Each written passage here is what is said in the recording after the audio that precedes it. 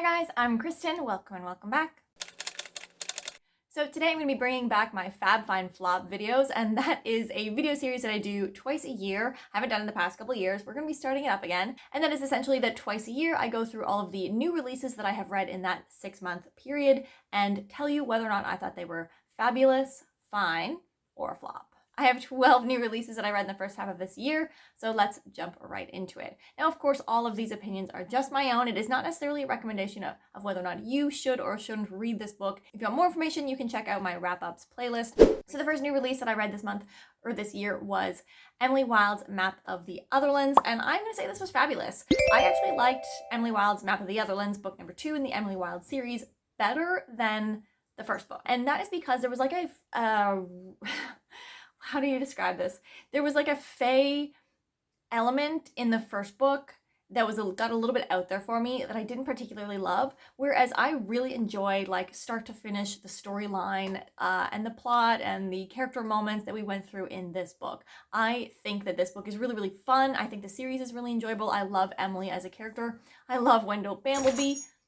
I loved the character additions that we got in this book. The townsfolk was definitely less of an element, so if you really liked the small town, hi Pops, if you really liked the small town element in book number 1, that was not so much of an addition in this book. No, don't. Are you gonna come lie down with me? But overall, I thought this one was fabulous. I really enjoyed it. So you'll have to let me know if you agree with me on whether or not that book number 2 was better than book number 1. Then I read House of Flame and Shadow, and like really I don't even think really mentioned the fact that I read that book on this channel. I wouldn't call it a disappointment, and I wouldn't necessarily call it a flop either, because I feel like it probably hit for the people who really care about it. So I would say that this book was technically fine. I don't really have much else to say about this book, to be honest. Like, it is not where I thought the series would go. It's not where I wanted the series to go. I generally find the arc of this series to be quite a bit of a letdown from where we started with book number 1. But after book number 2, I did not really expect this. I did not really expect much out of House of Flame and Shadow. And I would say that she delivered on those expectations. And then I tried to pick up Faybound, which was a DNF. So you'll hear about that more in my first half of the year DNFs next week, where I'm going to be going into details on all of the books that I picked up and did not finish or not for now in the first half of the year. Next up was A Fate Inked in Blood. I'm going to describe this as fabulous. I actually ranked it pretty high up there in the first quarter of the year for books that I read. This is by Danielle L. Jensen. It doesn't ultimately live up to the fabulousness that the Bridge Kingdom was for me, but I did really enjoy it during the time that I read it. It does have some flaws. I don't think it's a perfect book. One could hope for more in terms of like the things that I think were really, really obvious. The main character was a little bit annoying and frustrating at times. And I think a lot of people would have preferred, like, I enjoyed their banter, but it was definitely like a lot of sexual innuendos, and it was a little bit insta-lovey, I guess. Like, I would have preferred more heart-to-heart moments between those two characters. But overall, in the grand scheme of my luck with romantasy, I thought the book was fabulous. I don't think it was just fine. I think it would more qualify as fabulous. I then also tried to pick up The Foxwife, and this is another did not finish for me from new releases, so you can hear more details about that next week as well. Then I picked up Bride by Ali Hazelwood, and I thought it was fabulous. I had a really fun time with Bride. It's not the best, greatest thing ever in paranormal romance, but I think it was kind of having fun and playing with some ideas, or like very aware of itself, almost satirizing paranormal romances to some extent. I liked how blasé our main character kind of felt at the beginning of the book. I do think it went in a direction where like towards the end maybe the plot and some of the emotions involved were like a little bit more intense than they should have been, needed to be, could have been, like that kind of a thing. And that didn't totally feel true to our character's representation in the first half of the book. But overall, I just thought it was fun. Like, I had a really fun time with that book. I didn't need the inclusion of the knotting, but hey, there it was. Yeah, that's what I'll say about Bride. I enjoyed it. I had fun with it. Then I read Funny Story by Emily Henry, and I'm going to describe this one as just fine. It is not my favorite Emily Henry book, but I've also been saying that it's not my least favorite Emily Henry book. I thought it was overall like just fine. It was a very serviceable romance book. It was a very serviceable Emily Henry romance book in that it got a little bit more into things than maybe your average romance book, but not quite as heavy and in the feels as I have come to expect from her books. I personally found our main character to be a little bit boring and had one of those personalities that kind of falls into the trap of becoming her friends. For someone who has like been totally asleep in the last I don't even know how many videos, here we are today, making her presence known. Our main character in Funny Story definitely had one of those personalities that kind of like falls into the relationship that she is in at the moment.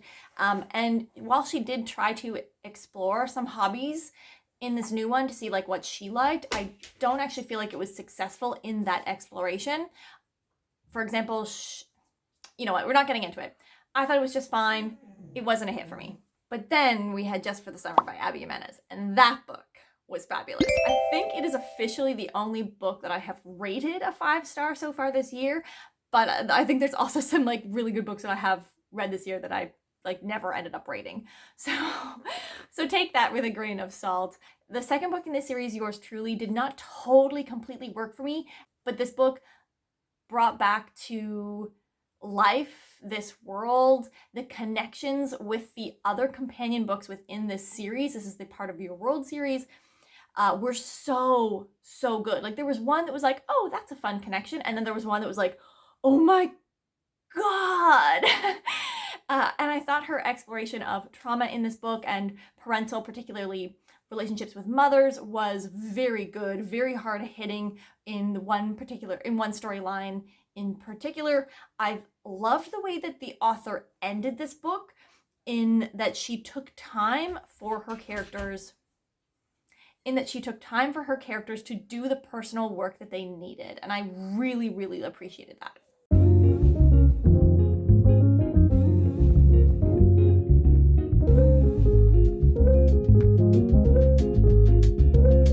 Then I read The Tainted Cup by Robert Jackson Bennett. This was my first Robert Jackson Bennett book, for the record.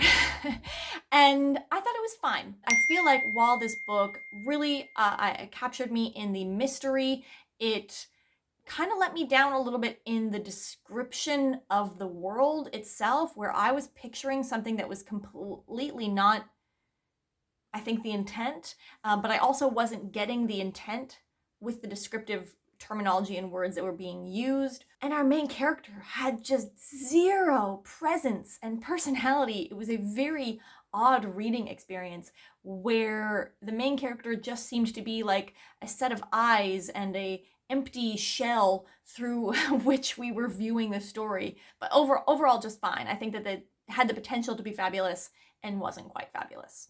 A book that was fabulous, though, was The Brides of High Hill by Niveau. I really, really liked this entry in the Singing Hills cycle.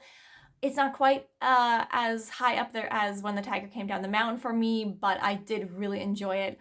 This one is set up as a gothic mystery, and when you get into it, I think that you think you know where it's going, and then it does something different in a way. And maybe that spoils things for people. I don't think that it will, but I really enjoyed this. I find the Singing Hill cycle like a really captivating audiobook experience to listen to. This one, though, had a lot less to do about storytelling. So if that is an element that you really like, maybe you won't like this one as much, but I really enjoyed the mystery. I really liked where we went with the story, and I like that Nevo had me gasping out of shock when some kind of outrageous things started to happen. Then I read Not in Love by Ali Hazelwood, the second Ali Hazelwood book to go on this list, a second new release, good for her, in this first half of the year, and this one was just fine for me.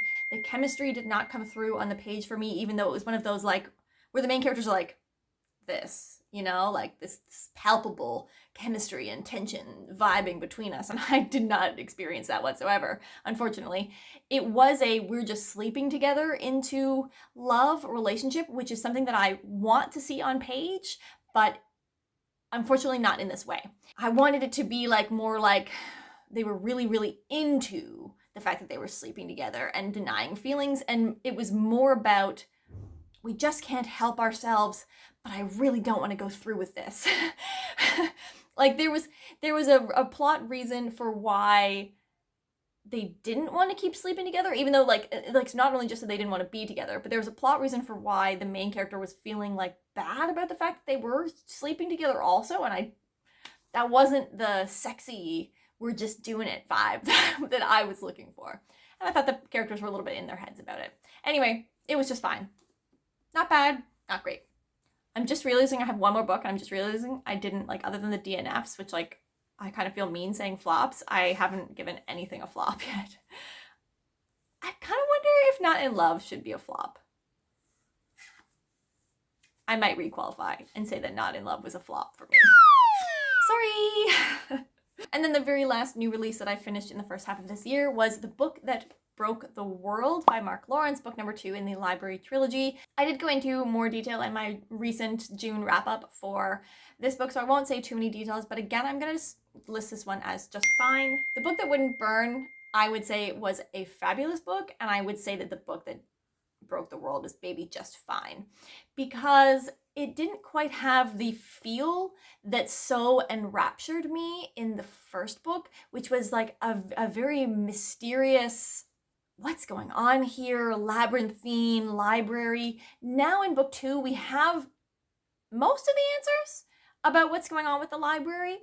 And so the mystery element was totally gone. They brought in a new character that was a little bit neutral on the page, and some characters that were really, really dynamic and enjoyable to be together on page were not on page together all that often. So I really wish that they could have been on page together more in a more tangible way than they were. And I think this book was a lot more thematic leaning than it was vibes, I guess, from the first book. So if you like that, maybe you would have really loved this. If you really like where the thematic exploration is going, maybe this book would have been fabulous for me or for you, but for me, it was just fine.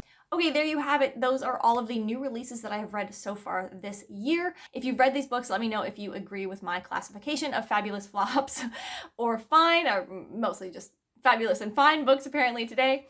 So let me know if you agree. Is there a new release from the first half of this year that you think was absolutely fabulous? Let me know. I want to hear about it so that I can check it out too. Next week, I'll be sharing all of the DNFs, so all of the books that I did not finish in the first half of this year, and I'll see you then. Have a great day. Bye.